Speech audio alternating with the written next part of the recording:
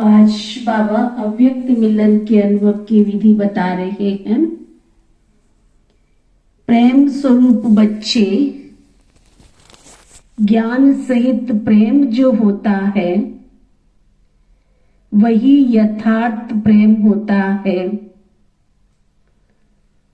आप सभी का प्रेम रस बाप दादा को भी खींच लाता है। सभी बच्चों के दिल के अंदर एक आशा दिखाई दे रही है। तो बाबा पूछ रहे हैं कौन सी। कई बच्चों ने संदेश भेजा कि आप हमें भी अपने अव्यक्त वतन का अनुभव कराओ। बाबा के पास कई बच्चों ने संदेश भेजा कि अपने अव्यक्त वतन का अनुभव कराओ। ये सभी बच्चों की आशाएं अब पूर्ण होने का समय पहुंच गया है। आप सभी कहेंगे कि क्या सभी संदेशी बन जाएंगे,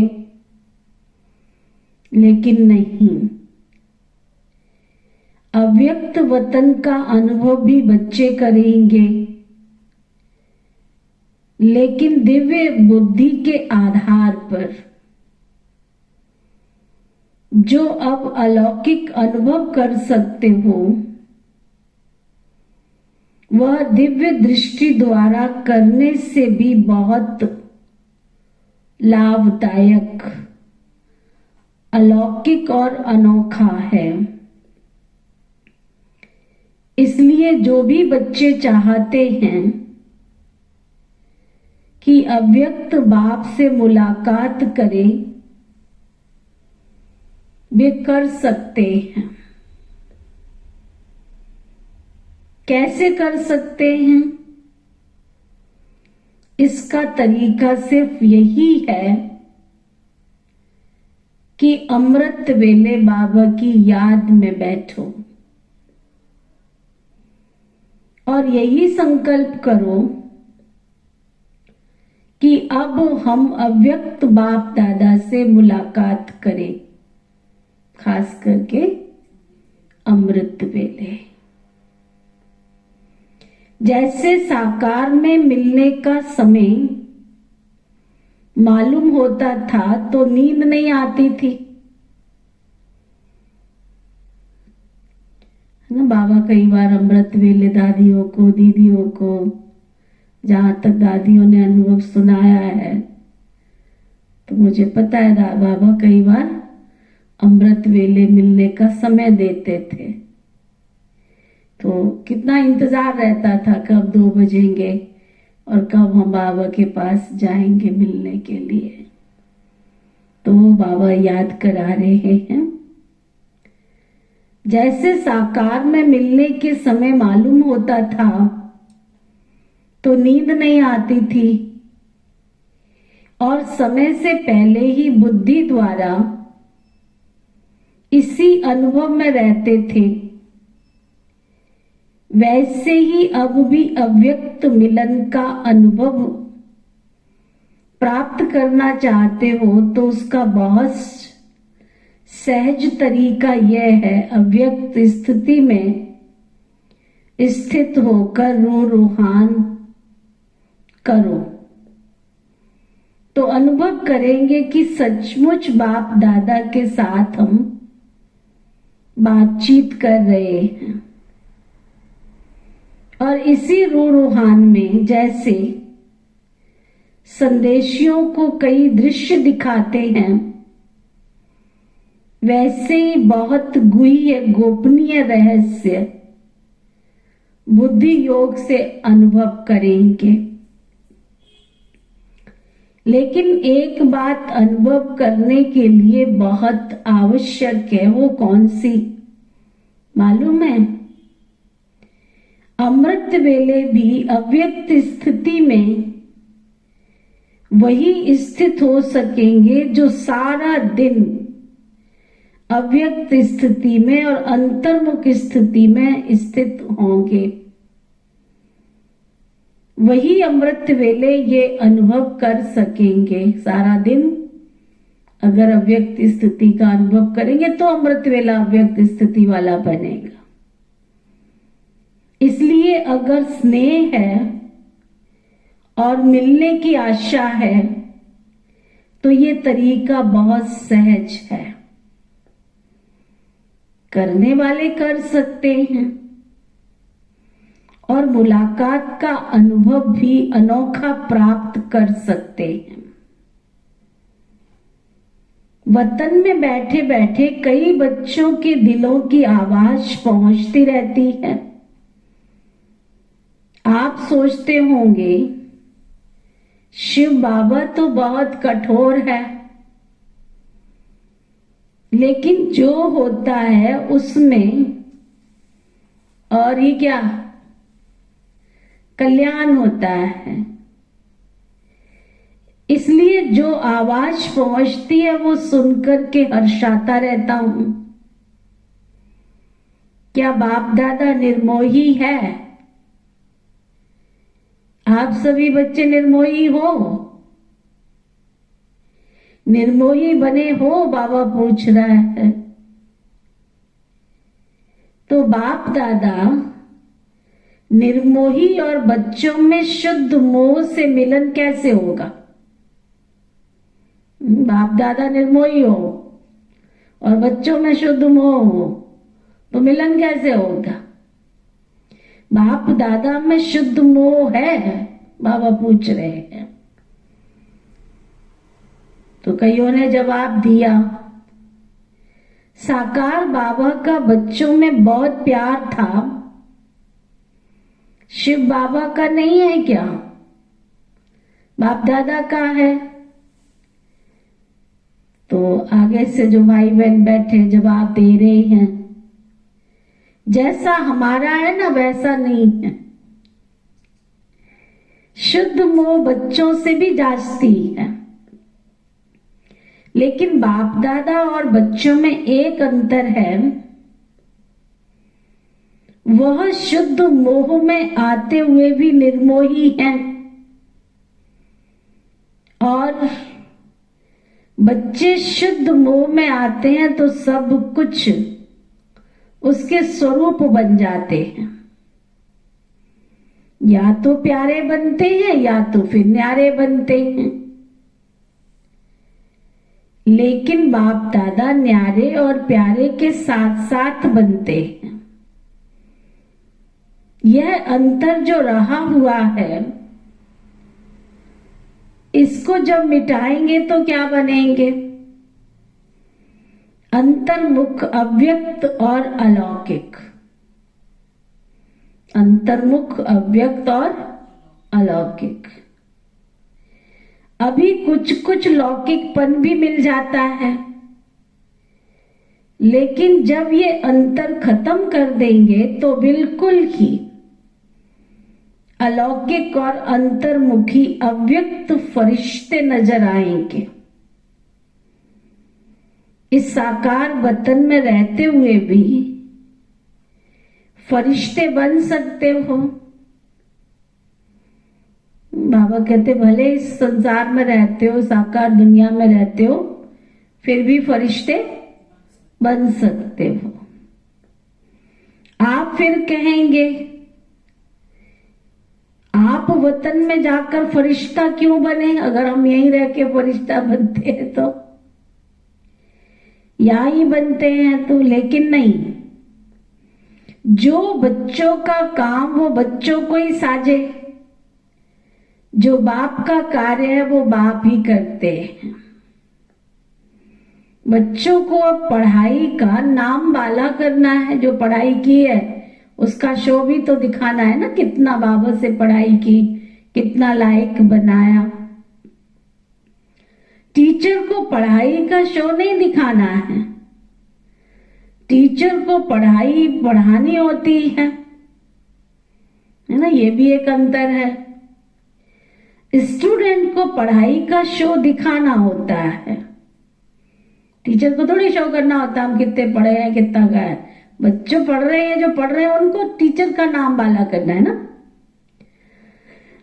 केश में शक्तियों को पांडवों को आना है, बाप दादा तो है ही गुप्त।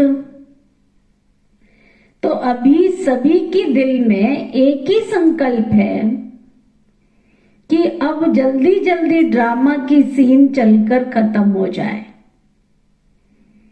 लेकिन जल्दी होगी क्या? बाबा पूछ रहे, हो सकती है क्या? होगी या हो सकती है?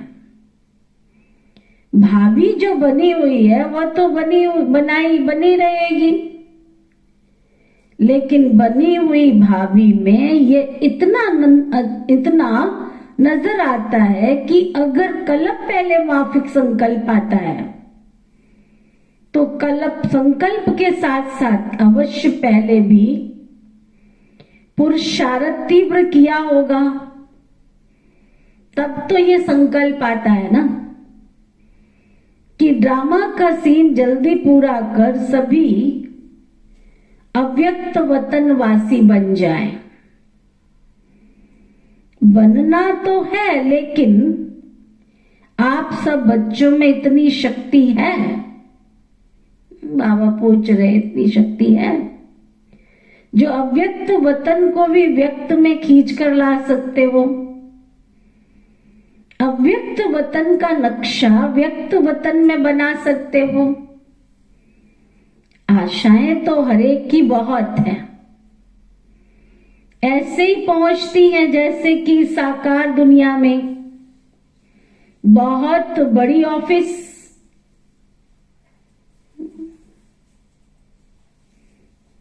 होती है ना, जैसे टेलीफोन और टेलीग्राफ की, वैसे ही शुद्ध संकल्पों की तारे वतन में पहुंचती रहती है। बाबा के पास जो भी शुद्ध संकल्प यहाँ करते हैं वो सभी शुद्ध संकल्प बाबा के पास वतन में पहुंचते रहते हैं। तो बाबा पूछ रहे, तो अभी क्या करना है? कई बच्चों के कुछ लोक संग्रह प्रति प्रश्न भी हैं, वो भी बाबा के पास पहुंचते हैं। कई बच्चे पूछते हैं कि साकार के द्वारा ये कहा कि सूक्ष्म वतन है ही नहीं, तो बाबा कहाँ गए, कहाँ से मिलने आते हैं, कहाँ ये संदेश भेजते हैं, क्यों भोग लगाते हैं? इसका भी राज है। क्यों कहा गया था? इसका मूल कारण यही है कि जैसे आप लोगों ने देखा होगा कि कभी कभी छोटे बच्चे जब कोई चीज के पीछे लग जाते हैं ना, तो वह चीज भले अच्छी भी होती है, लेकिन हद से ज्यादा उस अच्छी चीज के पीछे पड़ जाते हैं ना, तो बच्चों से क्या किया जाता है? वह चीज उनकी आंखों से छिपाकर ये कहा जाता है यह है ही नहीं है। इसलिए कहा जाता है कि इसकी जो एक्स्ट्रा लगन लग गई है वह कुछ ठीक हो जाए। इसी रीति से वर्तमान समय कई बच्चे इन्हीं बातों में कुछ चटक गए थे, तो उनको छुड़ाने के लिए साकार में कहते थे कि ये सूक्ष्म वतन है ही नहीं। तो यह भी बच्चों की इस बात से बुद्धि हटाने के लिए कहा गया था। लेकिन इसका भाव ये नहीं है कि अगर बच्चों से चीज छिपाई जाती है तो वो चीज कोई खत्म हो जाती है, नहीं। यह एक युक्ति है चटकी हुई चीज से छुड़ाने की। तो यह भी एक युक्ति थी। अगर सूक्ष्म वतन नहीं तो भोग कहां लगाते हो? इस रस्म रिवाज को कायम क्यों रखा है? कोई भी ऐसा कार्य होता है तो खुद भी संदेश क्यों पूछवाते थे? तो ऐसे नहीं कि सूक्ष्म वतन नहीं है, सूक्ष्म वतन है। लेकिन अब सूक्ष्म वतन में आने जाने की बजाय क्या कहा होगा बाबा ने? सूक्ष्म वतन में आने जाने की बजाय सूक्ष्म वतन वासी बनना है। यही बाप दादा की बच्चों में आशा है। आना जाना ज्यादा नहीं होना चाहिए, यही यथार्थ है। कमाई किसमें है? तो बाप बच्चों की कमाई को देखते हैं और कमाई के लायक बनाते हैं। इसीलिए ये सभी रहस्य बोलते रहे। तो अभी समझा कि क्यों कहा था और अभी क्या है। सूक्ष्म वतन के अव्यक्त अनुभव को अनुभव करो, सूक्ष्म स्थिति को अनुभव करो। आने जाने की आशा अल्पकाल की है। अल्पकाल की बजाय सदा अपने को सूक्ष्म वतनवासी क्यों नहीं बनाते? और सूक्ष्म वतनवासी बनने से ही बहुत वंडरफुल अनुभव करेंगे। तो आप लोग वर्णन करेंगे कि अनुभव और संदेशियों के अनुभव में कितना फर्क है। वह कोई कमाई नहीं, ये कमाई भी है और अनुभव भी। तो एक ही समय दो प्राप्ति हो, वह अच्छा है या एक ही चाहते हो? कई बच्चों के मन में ये भी प्रश्न है ना कि मालूम न मालूम जो बाप दादा कहते थे कि सभी को साथ में ले जाएंगे, अब वो तो चले गए है ना। ब्रह्मा बाबा साकार में थे तो हमेशा बाप दादा यही कहते बच्चों को साथ लेकर जाएंगे, लेकिन ये तो चले गए। चले गए क्या? मुक्ति धाम में तो जा नहीं सकते हैं सिवाय बारात और बच्चों के। बारात के बिगर अकेले जा सकते हैं क्या? बारात तैयार है क्या? यही सुना है कि अब तक बारात के साथ ही जाएंगे। जब बारात ही सज रही है तो अकेले कैसे जाएंगे? अभी तो सूक्ष्म वतन में ही अव्यक्त रूप से स्थापना का कार्य चलता रहेगा। जब तक स्थापना का कार्य समाप्त नहीं हुआ है तब तक बिना कार्य सफल किए हुए घर नहीं लौटेंगे। साथ ही चलेंगे और फिर चलने के बाद क्या करेंगे मालूम है? क्या करेंगे? साथ चलेंगे और साथ रहेंगे, फिर साथ ही सृष्टि पर आएंगे। सुना? साथ रहेंगे और फिर साथ ही सृष्टि पर आएंगे। आप बच्चों का जो गीत है वो कभी भी हाथ और साथ न छूटे, तो बच्चों का भी वायदा है, तो बाप का भी वायदा है। बाप अपने वायदे से बदल नहीं सकते। और भी कोई प्रश्न है क्या? बाबा पूछ रहे हैं। यूं तो समय प्रति समय सब स्पष्ट होता जाएगा। कईयों के मन में ये भी है ना कि ना मालूम जन्म होगा क्या होगा, जन्म होगा क्या? जैसे आपकी मम्मा का जन्म हुआ था वैसे होगा क्या? आप बच्चों का विवेक क्या कहता है? बाबा पूछ रहे। ड्रामा की भाभी को देख सकते हो क्या? थोड़ा थोड़ा देख सकते हो क्या? जब आप लोग सबको कहते हो कि हम त्रिकालदर्शी बाप के बच्चे हैं तो आने वाले काल को नहीं जानते हो क्या? आपके मन के विवेक अनुसार क्या होना चाहिए? बाबा पूछ रहे हैं। अव्यक्त स्थिति में स्थित होकर हाँ व ना कहो तो जवाब निकल आएगा। इसी रीति से बाप दादा ने 2-4 से पूछा, बहुत करके सभी का यही विचार था कि नहीं होगा। आज ही उत्तर चाहते हो या बाद में चाहते हो? बाबा ने पूछा। हलचल तो नहीं मच रही है ना?